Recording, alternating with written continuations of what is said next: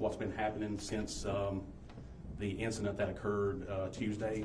As you have already been informed, at about 2:34 p.m. on Tuesday, April 1st, there was a shooting incident that was reported here at the Walmart in Lancaster at 805 Highway 9 Bypass West.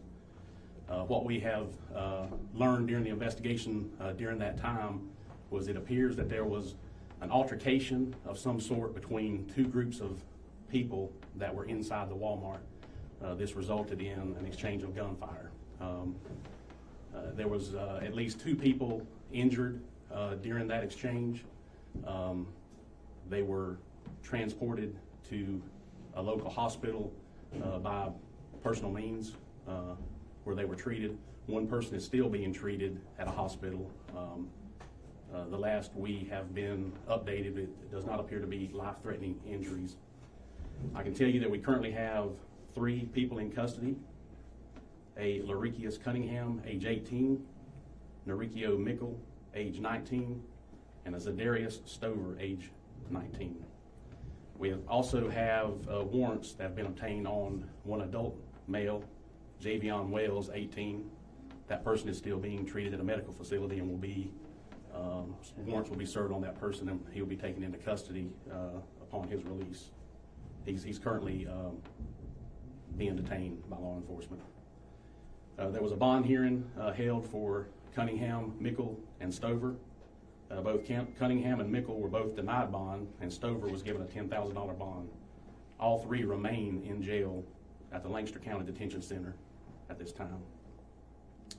We've also obtained a juvenile petition on a subject that was involved in this altercation, and that person is currently being sought. And we have obtained warrants on an Antonio Hayden, age 18, and we're actively looking for that subject as well. I want to real quick just talk a little bit about the incident. When the call came in, obviously it was readily apparent that this was a serious incident occurring at the Walmart here at Lancaster. I can tell you that there was a very rapid response from law enforcement, from the Lancaster Police Department, as well as our partner agencies, the Lancaster County Sheriff's Office, and other law enforcement officials. Assistance was offered immediately, almost immediately, from surrounding agencies, including the South Carolina Highway Patrol, South Carolina Probation and Parole, SLED, Chester County Sheriff's Office, as well as federal partners, including the FBI and ATF, as well as the USCL Public Safety Department. We also had assistance with this incident from Emergency Management, Lancaster County Emergency Management, the Lancaster Fire Department, Lancaster County EMS, and Lancaster County 911. So it was really a coordinated effort, a good team effort, and situations like this require quite a lot of resources, and we're very fortunate to have such a great working relationship, not only between the police department and the sheriff's office, which we have a great relationship, but with all of our partner agencies. And this is a good example of how that comes into play when you need those kind of resources. I'm going to turn it over to some of my partners here, but I do want to just mention real quick the fact that when a tragic incident like this happens, that's when you really see what kind of staff you have and the dedication and the determination of your staff.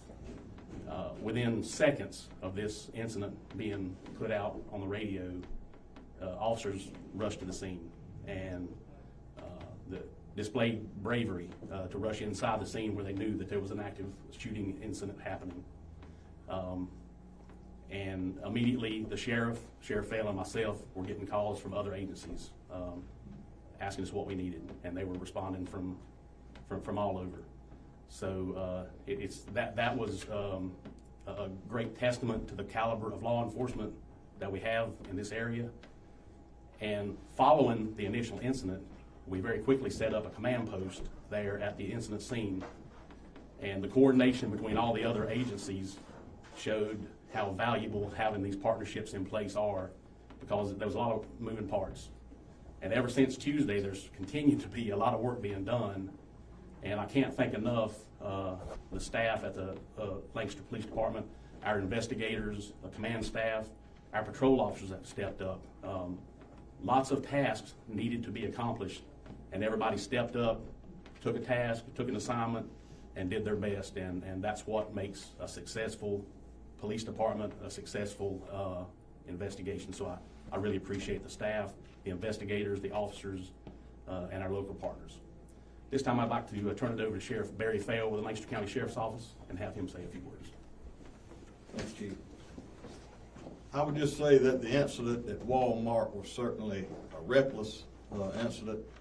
These individuals had no regard for human life, put innocent people in danger, and that's something certainly we're not going to put up with here in Lancaster County. I want to make the comment or echo the chief. Kudos to his agency and certainly my investigators, my patrol officers for showing up within seconds, entering this building, going after the active shooters inside.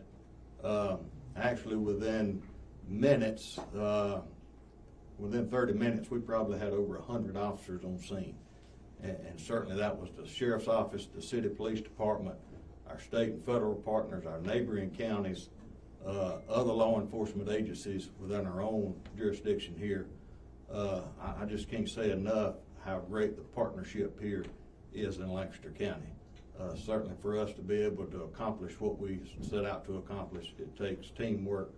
And Chief, I appreciate the leadership and your staff for the partnership along with the solicitor himself. Let me say this.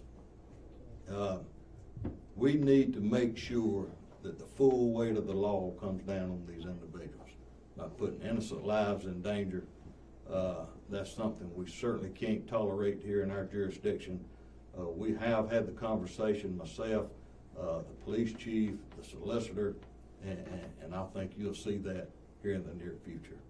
So again, thank you for the partnership. Appreciate what you guys do on a daily basis, and solicitor, appreciate what you do. Thank you. Have Solicitor Randy Newman come up and say a few words as well. Yeah, I just want to thank these guys, everybody in the room. When I walked on the scene, it was something like I've never seen before. I know, these guys train for that every day. It was very reassuring to me as a citizen to walk up and see that they were able to execute that plan to a T. They were on the scene within seconds. The building was cleared and deemed safe within minutes. So hats off to these guys. They're going to do their part, and I'm going to certainly do my part to make sure justice is served. Thank you. So we will take a few questions, and there's still an active investigation, just so you understand, but we will definitely share any information we can. And also like to let you know that as more information becomes available, we will continue to give you updates as well. Yes, ma'am. Randy, can you speak to the juvenile process here? In other words, one juvenile, there's no, I'm assuming, okay, that there's no court here for juveniles, that person will have to be sent to Columbia once they're in custody. I don't know how that works. Can you talk about that a little bit? Once he's taken into custody, he'll be housed in a juvenile facility. We at this point, we plan to, we will look into charging this individual as an adult. That's something that will have to go through the court process, not something we can just decide we're going to do, that we have to petition the court for that. Probably too early to tell. A lot of issues come into play and things we have to take into consideration, but for right now, that is our plan to push forward with a petition. Chief, question for you, and you can answer that direction. Between the arrests you made and the warrants out, do we believe all people involved have been identified, or are we still looking for other individuals as well?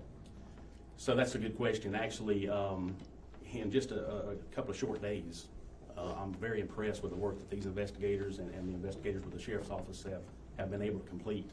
And we're closing in on wrapping up most of the case. It's not over till it's over.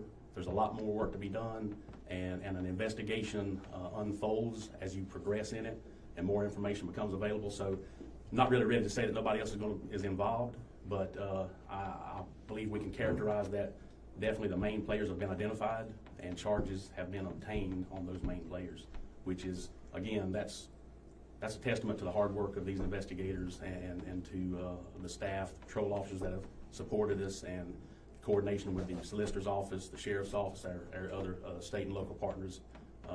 Just a couple of days, and this is a major event, and we're at a place now in this investigation where we've identified most of the players. Were the people injured involved in the altercation?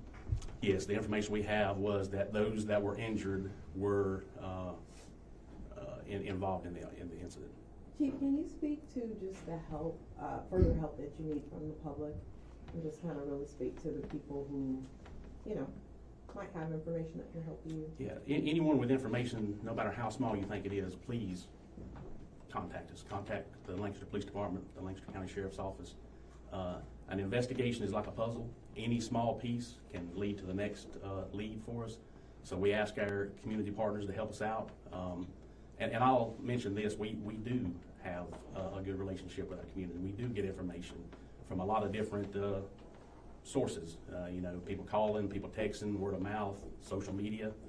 So any information that anyone has, we ask you to please offer it to us. I also want to mention, I appreciate the assistance and the cooperation that we've had with Walmart. As a business, the management and the corporate people at Walmart have cooperated with us in this investigation and the response. And this is our community. I live here. I know the sheriff lives here. The solicitor lives here. This is our community. An incident like this is unacceptable. Your family shops here. Our family shops here. There's zero tolerance for this type of situation. So any information that the public can give us, hey, you live here, we live here, let's work together to make sure that this doesn't happen again. We've seen stories circulating on what could have caused this incident or what stemmed it. Do we have clarity on why just yet? This is still developing, but I'll tell you that we do have information that indicates that there is a gang element involved in this interaction. And then the one person you said that's still in the hospital with injuries, is that the suspect? There have been charges of warrants obtained on that subject as well. Or is that a victim, or was that a suspect, or someone who was like the person No. who's still in the hospital with injuries? That warrants have been obtained on that person as well. They were involved in this altercation. No employees or other customers were injured or involved in this. It was two groups of individuals that had an encounter, and an exchange of gunfire occurred. Those were the people who were involved, and luckily, thank God, no employees or other shoppers were injured during that exchange of gunfire. No fight over a girl. Everyone was That's what saying they're that. saying. Yeah. I haven't heard anything to indicate that was the reason that it started. Were you still in the store yesterday? I saw a patrol car there. Were you all still in there to process everything? We've still been working, actively working the investigation, so we do have a law enforcement present there soon. Thank you, guys. Prior to this incident, would the people involved have any history of violence against each other prior to this? We're still working to develop that, and that's where, after the initial phase of the investigation, you start following all the leads after that, and that's definitely some of the things that we're going to try to unravel. This is going to be a pretty long-term investigation, because we want to find out what happened, why it happened, and who's involved, what the motivations were, and try to make sure that we can take steps so it doesn't happen again. So that's definitely something that we hope to uncover during the investigation. One of the individuals you mentioned had a bond while the others were revoked. Was there any reason, was there a lesser charge on that individual, or what was the circumstance there? That's my understanding of the reason that bond was set that way is due to the severity of the charges. All right. Thank you for coming. We appreciate you. Like I said, there will be more updates as information becomes available. Thank you. Thank you. Chief, my was it gang related? We do have information that indicates that gang activity was involved in this incident. Yep. Thank you. All right, no more questions. Y'all have a great day. The Sheriff's Office, Solicitor